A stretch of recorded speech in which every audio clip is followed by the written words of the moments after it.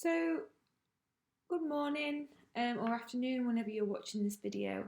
This is a quick presentation just to give you a few ideas of how to generate some of your images for the Foodworks project. So I hope you're all excited to have a go at this. The brief is fantastic. I've watched all of Josie's videos. I've had a look around the Google Drive, just much like you have, and I'm really excited for this project and see what you come up with. So I'm going to give you a few ideas with some artists, and then I will also create a video just giving you a few ideas of what I've tried at home using the resources I've got at home. I'm aware that some of you might not have the exact tools that you like, and now with the lockdown we're not able to actually go out and buy any, but we can work around that, and actually the constraints that we have in our house might be able to fuel a lot more creativity. So be excited about the constraints and about your restrictions, because people are a lot more creative in these circumstances. So first of all, I'm just going to show you some of the methods that we're going to be using to create. So photography, collage, typography and print. I'm not going to particularly cover typography and print today. I think Jen and Joe will cover those, but I'm going to be focusing on photography and collage. So photography and collage are going to be key, I think, especially if you've not got a scanner. So photography, scanners fall under photography as well, but you can use your phone to take pictures of things and edit them. So I'll upload some videos as well to YouTube about how to edit photographs on your phone by using levels and contrast and brightness in order to get them crisp. And with collage, you've already done a lot on collage with Dr. Me. They're the experts, but I'm just going to show you a couple more people practitioners that you can look at, and also from them probably find other people as well. And that's really important to find your own research depending on what methods that you use, and see how other people are representing food in art forms basically. So collage, as I've just stated, reflect on your workshops with Dr. Me. You produce some really, really nice outcomes for the how-to brief. So look at the techniques that you used for the Dr. Me workshop. Have a look around your house, find what you can use. I've just rummaged through my paper bin, and I had food packaging within the paper bin, and I've been cutting that up, and I'll show you that in a separate video. So Mike McQuaid, I think it's pronounced. He's a collage artist from New York. He's a lot different to Dr. Me. He uses a little bit more abstract forms. He's not as precise in his collage and formats, and you get these really nice techniques when you photograph them of this idea that it's not a flat design. It's actually handmade, and it's just been photographed really well.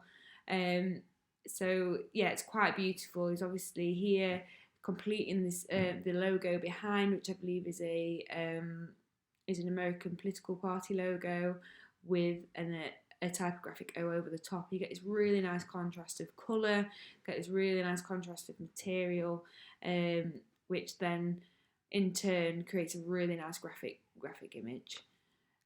He uses figures as well within his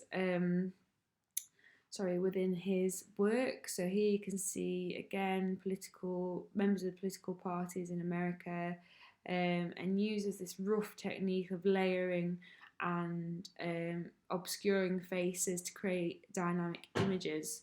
So again, not everything has to be clean, everything has to be stuck down to a page. In fact, adding more depth with shadow and things like that could be really useful. And these could be easily, if you was to find a piece of coloured card and photograph things and then go into Photoshop and change the colours of the backgrounds and strengthen the contrast, you'll get the similar effect. Here's another image by Mike McQuaid that shows statistics. So the Foodworks project has a lot of statistics. Here is collage. I think it might even be a digital collage this. So he's used Photoshop and InDesign, and then drawn graphs and things over the top. So you get this really nice, beautiful layered image that is showcasing some information. So you play with this kind of layering effect by working off of your computer and then bringing it back in. And also just to note that all of his work is actually really restricted in colour palette. So I know you guys are only allowed to use 3 colours at a time. So it just goes to show what dynamic images you can actually make by just using 3 colours or a minimal palette. So again, constraints are really good. That's what a lot of my workshops I do outside of university are about constraints and creativity within constraints. So embrace them. It'll be really good to see what your outcomes will be. So there's Mount McQuaid again. So Maria Fontanelle. She's not a big graphic designer from what I can see, but I found this really nice example of her work, which is cutouts of paper to make layered fruit, and it's actually the campaign the fake campaign that she made. She pitched it to Oxfam, I believe. It's just a really nice showcase of using paper and then photographing it so that you get these shadows to create food forms. And also the campaign that she made is exactly the same as the Foodworks campaign of not wasting food, getting people to be inventive with the leftover food to create dishes rather than throwing it away. So again, it's not just collage. You can make things out of paper and this will also translate to Illustrator as well. So you can see that if you were to create this digitally, it'd be beautiful as well. So start to think about abstracting food. I know we wanted to do food workshops, but in this current climate with food being so precious, and it's precious anyway, we don't want you to be wasting any food. It's more about using your resources of what you can get your hands on, so maybe paper or the cardboard laying around the house, and creating forms and illustrative forms like this. And this really applies to people who maybe haven't got access to Adobe during this period as well. And things are possible, especially in a collaborative group, because other people will have that software. So you can be the creator and then send the photographs of your work or scans of your work to other people to edit. So try and be collaborative, try and keep crossing over, like we talk about analog to digital, keep crossing to each other and communicating with each other what you want to create and how you want to create it. So Alison Ancelot, sorry, pronouncing names is not my forte.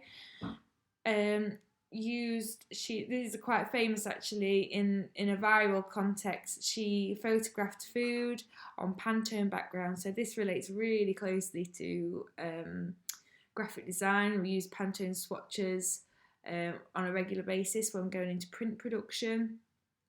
So she's actually much like the colour palette that you're using for Foodworks as well, is associated to apple, orange and food, all kinds of foods. I think there's a mushroom colour as well. She's actually physically done that, so she's applied brownies, and it looks like a salmon dish and also like a beetroot cabbage dish to these colours, and photographed them really nicely. And it just gives like a different outlook to food as well.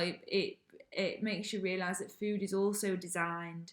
We design food when we cook meals. We're bringing all these different ingredients together in order to make a whole, much like we do with publications and posters. So it's just a nice way of thinking about food rather than thinking of it as on a plate or as a piece of or as fuel. It's about enjoying food for what it is. I know it's a necessity, and especially in this day and age, well, at the moment it is a necessity. Food can be enjoyed in different lights and as artwork as well.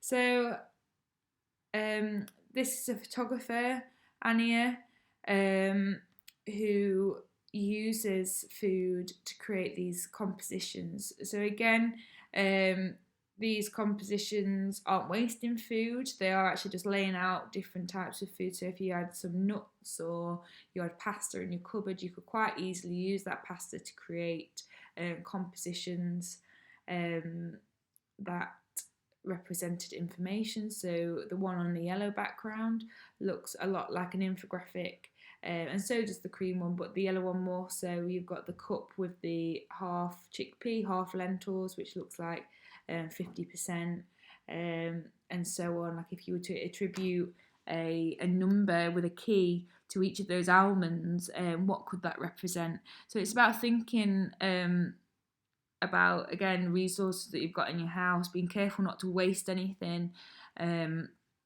but getting creative with the little materials that you have. And again, if you were to set up a workspace that had a coloured background or had a solid background, you'd be able to edit this in Photoshop, or like create and delete the background and replace it with another colour and things like that. And I'll try and find some videos that show you how to do that and how to level out the shadows that might be caused by photographing with a phone camera.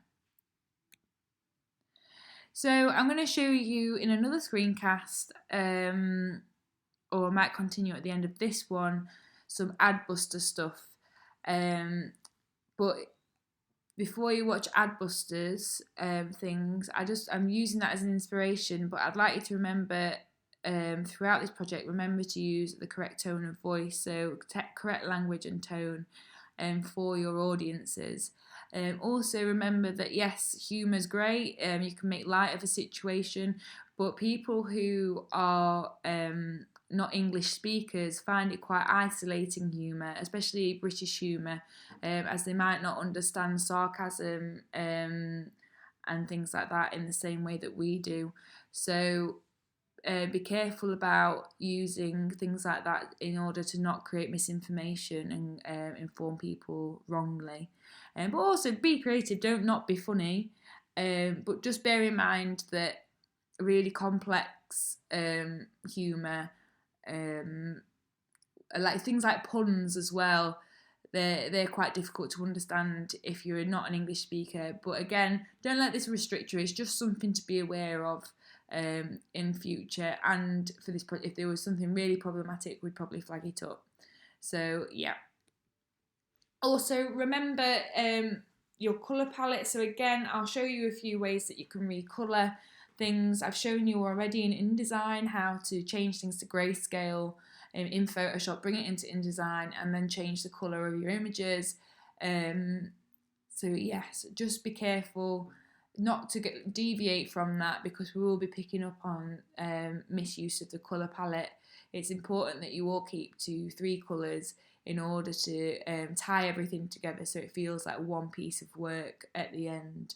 And again, constraints is what tie things together. It also makes you have to be creative, and it can also translate really well into if you were to have a risograph printer, you could write this in your RPR.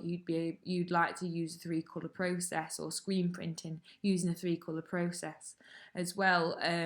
With the lithographic printing process that I showed you the video of on, I think it was Friday, sorry.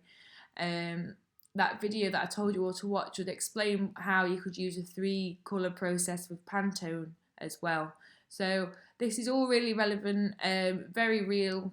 Obviously it is a real brief, a live brief, sorry, and it's all stuff that you would be expected to adhere to in the industry as well. So yeah, more to follow. I'll write this all in an email and direct you to different videos as well, in person and via email. Okay, thank you.